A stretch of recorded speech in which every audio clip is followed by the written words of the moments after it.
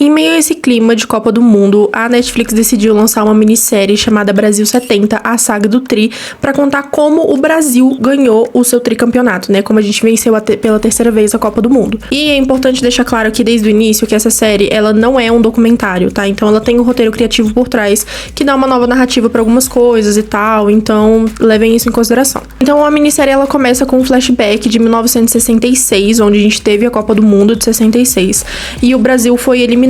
E aí a gente foi eliminado num jogo onde o Pelé machucou muito feio o joelho. Depois que a gente voltou pra casa, os jornais começaram a dizer que o Pelé tava morto, que ele não era mais o mesmo, que ele não jogava bem mais, que ele não deveria mais fazer Copa do Mundo. E o cara realmente levou isso pro coração e falou: então eu não vou fazer mais parte da seleção brasileira. Porém, em 1970, com a nova Copa do Mundo, a gente trocou o técnico do Brasil e agora a gente tinha um técnico chamado Saldanha. E o Saldanha, ele queria o Pelé no time e ele decidiu que ele ia ter o Pelé no time. Então ele teve que convencer o Pelé a jogar a Copa de 70. E o Pelé aceitou. E aí a gente foi apresentado pros principais jogadores e pro técnico também, né? E aí os treinos começaram e parecia ter um clima leve entre o técnico e os jogadores, ou pelo menos entre a maioria dos jogadores, né? Porém, a gente tinha uma questão. O Brasil tava passando pela ditadura militar nessa época, né? E aí o Pelé, ele era muito requisitado, digamos assim, para poder fazer propagandas e merchandising, marketing de várias coisas que o governo, ou seja, os militares falavam. E aí ficava parecendo que o Pelé concordava com as coisas que o governo estava fazendo, que os outros jogadores concordavam, que a equipe técnica concordava, e aí ficava um pouco feio para eles, né? Fora que também tem a questão de que, como o Pelé ele já era reconhecido mundialmente como o rei do futebol, todo mundo queria um pouco dele. Então, além das propagandas que o próprio governo pedia para ele fazer, as outras marcas também pediam. Ele fazia um monte de marketing, né? E aí acabava que isso atrapalhava um pouco não só essa questão com o técnico, né, mas também a questão do companheirismo com os outros jogadores, né, e a forma como eles viam que talvez eles também estivessem sendo incluídos em uma coisa que eles não queriam ser incluídos, que era esse negócio do governo. E aí, quando o Saldanha percebeu isso, ele começou a punir o Pelé, digamos assim, né, foi uma punição tanto para o Pelé quanto para o governo, né, que queria utilizar o Pelé. Então ele falou: beleza, você vai ali fazer uma propaganda, então você não vai jogar esse treino, ou então você não vai jogar esse jogo, esse amistoso, você não vai participar de tal coisa. E isso foi uma jogada muito, muito perigosa, porém o Saldanha cagou pra isso. Tipo assim, ele era um comunista declarado, tá? Ele foi contratado com o governo sabendo que ele era um comunista declarado. Então ele não tinha medo de ir contra os militares. Porém, por conta disso, o Saldanha acabou sendo demitido e também eles já tinham passado, né? O Brasil já tinha passado dessa primeira etapa, eles já estavam dentro da Copa do Mundo, só faltava tirar o chaveamento e eles jogarem realmente a Copa do Mundo. Só que pro primeiro jogo da Copa do Mundo, pelo técnico ter sido desligado, agora eles tinham um novo técnico que eles não sabiam nada. Então, o primeiro jogo da Copa do Mundo, onde eles estavam totalmente desorganizados e eles não sabiam como lidar com o novo técnico e nem como o novo técnico lidar com os jogadores. Que esse novo técnico se chama Zagallo, tá? Só pra vocês entenderem o nome dele nos próximos tópicos do vídeo. E claro, como vocês já sabem, a gente ganhou essa Copa do Mundo, né? Então, como a gente ganhou? É isso que a minissérie conta, né? Apesar da gente saber o final, ela mostra pra gente as etapas de como isso aconteceu. Então eles mostram os principais jogos, os jogos mais importantes que aconteceram naquela época. E é fato que a série, ela mostrou ali o Pelé como o personagem principal, né? Então a série, ela mostrava um pouco do passado do Pelé, de acontecimentos reais, né, que tinham acontecido na vida do Pelé, até ele chegar naquele momento de onde a gente estava. E aí eles também mostraram essa questão do Pelé não jogar Copas do Mundo inteiras, né? Então ele não tava no campo o tempo inteiro, a todo momento, desde a primeira Copa que ele participou, e de como isso era uma grande preocupação pra ele. E essa história foi muito importante justamente pra mostrar a virada, né, dele, de tipo, eu saí vitorioso, eu consegui dar a volta por cima. E também essa parada muito pesada do jornalista chamando ele de morto, né, falando que o Pelé estava morto, e como isso machucava ele justamente porque ele queria demonstrar que ele não estava morto, né. Porém, tem uma coisa específica que me incomodou nessa série, que eu acho que eu já percebi que vai ser assim todas as séries que o Pelé for retratado, e também acho que vai ser assim, principalmente se não for um documentário. Porém, entendo por que eles fizeram isso nessa série. Eu só acho que eles poderiam ter dado outro tom se eles quisessem. A questão é que os roteiristas adoram retratar o Pelé como um bom moço, né? Porém, a gente sabe que não é assim que as coisas acontecem, né? O Pelé não era um santo, igual a maioria dos jogadores de futebol. Não tô aqui pra ficar falando podres de jogadores de futebol daquela época ou dessa época, enfim, não é sobre isso o vídeo. Porém, é fato que os jogadores de futebol, eles não são santos e a gente sempre soube disso. E sempre saíram podres sobre ele, então acho que a gente não deveria retratar eles como santos milagrosos que todo mundo deveria amar. E assim, eu não sei dizer se isso foi uma coisa que aconteceu realmente ou se faz parte do roteiro, mas o Pelé, ele é retratado na série toda como uma pessoa sonsa, o que não faz sentido nenhum, porque ele já é um homem adulto, que não é burro, claramente. Então ele ficava o tempo inteiro falando, como assim eu estou fazendo propaganda pra ditadura militar, pro governo, e eles estão distorcendo o que eu estou falando pra propagar a mensagem deles. Caramba, que coisa feia.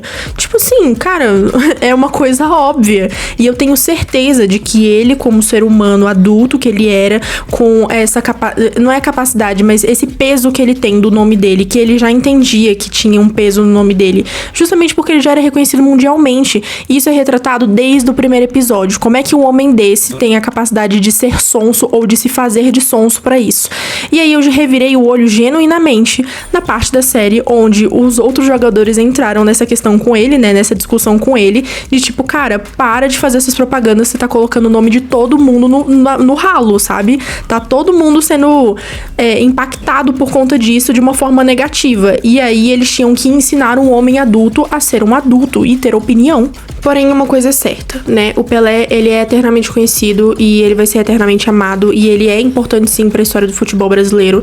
Então, acho que não tenha uma pessoa que não saiba quem é o Pelé quando você fala o nome dele. E eu acho que é muito bonita essa homenagem que os diretores fizeram nessa minissérie. Porque a gente tem o último episódio onde a gente tem várias falas bonitas, né? Muito, extremamente bonitas. E aí esse finalzinho que eu vou falar agora, ele casa perfeitamente com essas falas, trazendo essa questão da emoção. Então eles fizeram uma parada que era tipo assim, no final tem o nome do Pelé e aí a data de nascimento dele com aquele tracinho, que parece que eles vão mostrar a data de falecimento, mas eles não mostram a data de falecimento, eles mostram um infinito, porque o Pelé é infinito, ele é eterno nos nossos corações e pra história brasileira. Então o Pelé, ele realmente teve muitas técnicas no futebol, ele é falado hoje em dia, ele é referência pra muitos jogadores e ele tem feitos que ninguém nunca fez. Então realmente essa homenagem é muito emocionante. Sobre os outros jogadores, a gente sim tem algum certo protagonismo com eles em alguns momentos dos episódios, mas as coisas meio que sempre se voltavam pro Pelé. E a gente nunca teve essa questão da história de vida deles e como foi o passado e tal. Era mais uma coisa, como eles foram importantes pra conquista, né, do Brasil. Também como eles foram importantes pro Pelé dentro de campo e pro Pelé fora de campo. Então, sim, eles também tinham suas preocupações, eles também tinham suas tristezas, né, mas era sempre uma questão voltada pro Pelé. Então, o Pelé sempre tentava ajudar eles, mas o Pelé também tava preocupado e aí voltava a narrativa pra ele, como ele já era o principal, isso meio que ficava nesse loop. Porém, eu acho que tem uma coisa também que eu não gostei muito nessa série. Essa série, ela foi retratada 2 momentos de um pouco de tensão, que não deram muita atenção, pelo menos não a segunda vez. Porém, eu acho que eles quiseram retratar porque provavelmente foi uma coisa que aconteceu na vida real e eles queriam retratar as coisas da vida real também. A primeira vez foi com o jogador Tostão, que aí em determinado momento do treino o olho dele começou a sangrar e foi uma coisa muito horrível, assim, que a gente via, a gente ficava, caramba, o que vai acontecer? Ele vai sair da Copa do Mundo? Mas que depois a narrativa meio que se esvaiu. E aí depois disso a gente teve um dedo que não foi nem quebrado, foi um dedo luxado do Félix, que era o goleiro. E aí, basicamente, ele machucou ali durante o treino, não aconteceu nada demais, e aí ficou por isso mesmo. E, de novo, foi uma narrativa que meio que se esvaiu, mas dessa segunda vez a gente não teve uma tensão. Por quê? Porque a gente já tinha tensão por causa de outras coisas que estavam acontecendo, principalmente com a narrativa do próprio Félix. Então, o Félix, ele tava muito preocupado como goleiro de segurar as bolas que iam entrar no gol, não sei o que, e aí ele tava tendo visões, tipo, realmente ele estava vendo assombrações, galera. Ele tava vendo um cara como se fosse um fantasma. E aí, tipo, isso já era uma coisa tensa, você não precisava colocar mais uma coisa que não serviu pra nada, porque depois ele jogou normal e ninguém mais falou sobre o dedo dele. E a gente também tem os torcedores do Brasil, gente, isso foi uma das coisas que eu mais gostei que eles incluíram, que no início eu nem tinha gostado tanto, mas depois eu comecei a gostar. E eu entendo que eles são retratados de uma forma muito exagerada, mas eu também entendo que existem torcedores que são muito exagerados como eles. Inclusive, se eu não me engano, essa foi uma história real que eles incluíram. Realmente existiram torcedores de brasileiros que venderam seu Fusquinha pra poder assistir o Brasil jogar no México. E eu gosto desses torcedores justamente porque eles retratam a gente gente. E tudo bem, de novo, de uma forma exagerada, sim, mas eu não me importo com isso, até porque todo mundo sabe como é o clima de Copa do Mundo no Brasil, tá? E apesar da Copa não estar acontecendo no Brasil, isso não importa, porque o futebol tá na nossa cultura. E tudo bem, existem brasileiros que não gostam de futebol, mas todo brasileiro tem que entender que o futebol faz parte da nossa cultura e do nosso dia a dia. Então é óbvio que todo mundo vai ficar muito eufórico com o futebol. E agora vamos falar um pouco dos técnicos, né? Então, a gente teve a saída do Saldanha e aí ele foi substituído, né, pelo Zagallo. Então a gente tem sim, durante toda essa minissérie, essa narrativa de rivalidade entre os dois técnicos, eles não se gostavam e tal, ficavam batendo cabeça, blá blá blá. E aí, é uma coisa que assim, a gente entende que no fundo, bem no fundo, apesar dele não admitir, o Saldanha tinha sim uma certa inveja, ele duvidava sim da capacidade técnica do Zagallo, que foi uma coisa que, de novo, no último episódio foi muito bonito, porque com as falas do Saldanha, a gente viu que ele tinha meio que abaixado a cabeça pro Zagallo, tipo, tudo bem, eu entendo, eu tava errado, você é um bom técnico, sim, e me desculpa, sabe, mas sem falar com essas palavras. E claro, também tinha essa questão dos próprios jogadores, porque os jogadores estavam acostumados com o Saldanha, o Zagallo é completamente diferente, então foi muito difícil deles se enturmarem com o Zagallo. E por que eu digo essa questão da tensão também em relação ao Saldanha, né? Como eu tinha falado, ele era um comunista declarado, né, só que como ele não queria ficar longe da seleção brasileira, e ele também tinha a formação de jornalista antes, ele foi pro México com os jogadores, né, pra meio que fazer esses comentários durante os jogos, né, e aí ele ficou longe da família, só que a família que tava no Brasil, né, tava recebendo muita perseguição, justamente porque eles eram comunistas, então invadia a casa deles, quebrava tudo, perseguia na rua, ficava de marcação, esse tipo de coisa, então era uma tensão muito grande, porque, cara, ditadura militar, eu não preciso falar muita coisa, mas o Saldanha desde o início tinha aceitado esse cargo de técnico justamente porque ele queria mostrar pro governo que o futebol não era privatizado do governo, né? Não era do governo, eles não podiam pegar o futebol para eles e fazer com que as conquistas do futebol fossem pra eles, sabe, de alguma forma, beneficiassem eles de alguma forma. Ele já tinha falado isso pra esposa, e aí no último episódio a gente tem a esposa brigando com ele, falando, você me deixou sozinha, e eu tô aqui passando por tudo isso, e a culpa é sua, não sei o que, você nunca devia ter aceitado essa posição, blá blá blá.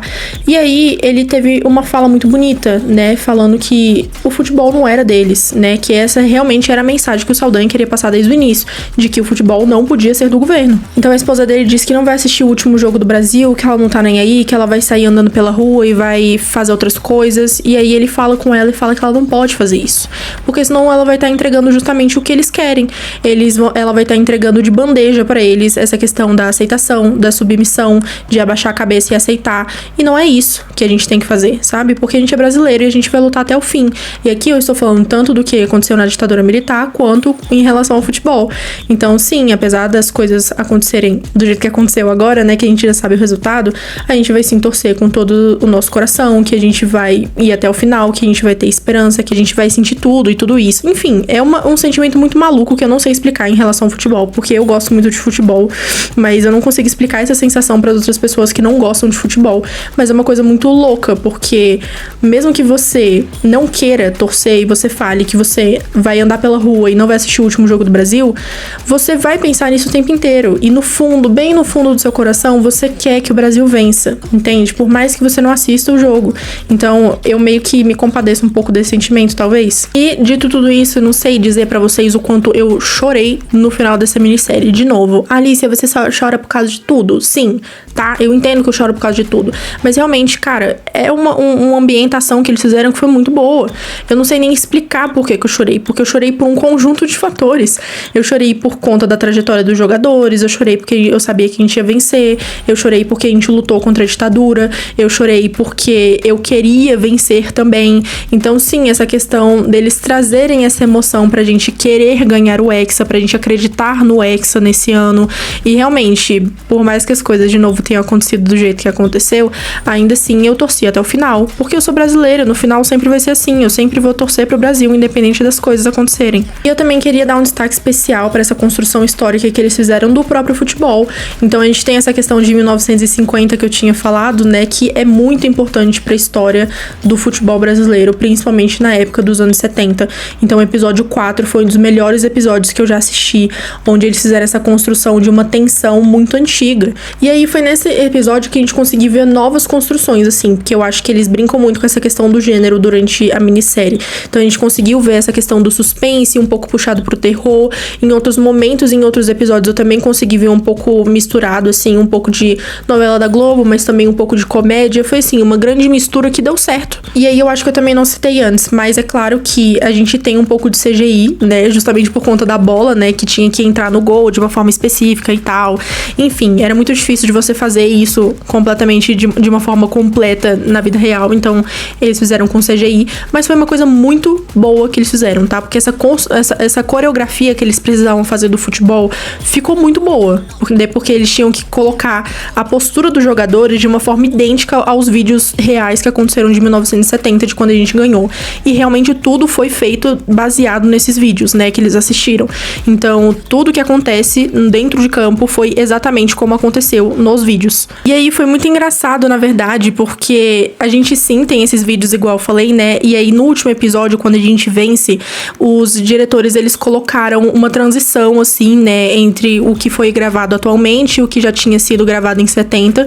E, cara, os caras conseguiram achar os jogadores tão idênticos aos jogadores de 1970 que você não consegue diferenciar os vídeos, cara. Eu fiquei muito abismada, porque eu ficava olhando e eu ficava, mano, esse cara é o ator ou é o jogador? Eu não sei diferenciar. E o que mais me pegou foi o do Pelé. Gente, eles conseguiram achar a reencarnação do Pelé, porque eu não sei como é que eles fizeram isso, mas o cara é idêntico ao Pelé mais novo. E só pra falar também, antes que eu esqueça, esses torcedores, apesar de eu gostar muito deles, eu entendo também que eles foram um pé no saco algumas vezes, tá? Então sim, tiveram 2 momentos ali onde eu achava que eles não precisavam, tá? Né? Uns 3 momentos, na verdade. Quando eles foram no treino do Brasil, eles ficaram falando, não precisava ficar falando. Quando a mulher, no último episódio, falou, Pelé, olha o jogador atrás de você. E aí o Pelé escuta ela pra jogar a bola pra ele. Também acho que não precisava. Enfim, eles tomaram os protagonismos em alguns momentos que não precisava. Era só fazer o papel de torcedor. Que igual eu já tava gostando. Era só fazer o papel de torcedor maluco que a gente gosta. E é isso. Eu acho que é uma pena o Brasil não ter ganhado, né? Não ter ido um pouco mais longe também nessa Copa do Mundo de 2026. Confesso sim que eu tinha uma esperança, principalmente depois de assistir essa série. Eu assisti muitos vídeos engraçados falando sobre coisas do porquê que a gente tinha que acreditar no Hexa, de coisas muito mirabolantes, assim, que, assim, é engraçadinho, mas não diz nada, né? Eu acho que no fundo era só uma fagulha de esperança que eu sempre vou ter, porque eu sempre vou ser brasileira e sempre vou torcer pro Brasil, independente do que eu diga. E eu acho que essa série, ela trouxe esse sentimento que eu queria sentir, sabe? Porque eu nunca vi o Brasil ganhar uma Copa do Mundo, porque coincidentemente a última vez que o Brasil ganhou foi 1 ano antes do meu nascimento. E eu acho que parece muita bobagem, porque para algumas pessoas pode ser só futebol. Só que, assim, eu acho que eu me sentiria uma das pessoas mais felizes do mundo de ver o Brasil ganhando uma Copa do Mundo. Eu acho que é um dos meus maiores sonhos, assim, é ver o Brasil ganhando uma Copa do Mundo. Então é isso. Esse foi o vídeo. Eu quero que vocês me digam o que vocês acharam, se vocês acham que eu tô muito maluca, que o Brasil nunca mais vai vencer, que vai demorar muito pra vencer. Se vocês também já assistiram essa série, se vocês assistiram antes e vocês tiveram essa questão do Hexa, né, de vocês pensarem que a gente ia ganhar o Hexa também. E mais um adendo. Eu sei que depois da nossa derrota, eu ainda assim tô vindo aqui maquiada, claramente com as cores da bandeira do Brasil, com uma camisa do Brasil. E, na verdade, eu pensei muito na hora de fazer esse vídeo pra fazer isso, porque eu tinha pensado, cara, eu vou toda de preto, como se eu tivesse de luto, porque eu tava com muita raiva. Mas eu acho que não é isso que eu gostaria de sentir. Eu acho que mesmo que a gente tenha perdido, né, eu entendo que alguém precisa vencer e a gente precisa saber do nosso momento certo de vencer, e é um sentimento muito ruim, mas que acontece e a gente precisa seguir em frente. Então eu continuo sendo brasileira, eu continuo torcendo pro Brasil, eu vou continuar torcendo nas próximas Copas do Mundo. Eu sou muito fanática por futebol, então sim, eu acho que eu não precisava fazer isso tudo, eu acho que eu não precisava vir de preto, eu acho que eu posso sim continuar com esse sentimento de um dia a gente vai ganhar o Hexa e eu vou estar viva pra ver, eu tenho certeza. E é isso. Me emocionei até nesse vídeo, pelo amor de Deus. Me digam nos comentários o que vocês acharam e deixa eu terminar aqui antes que eu comece a chorar.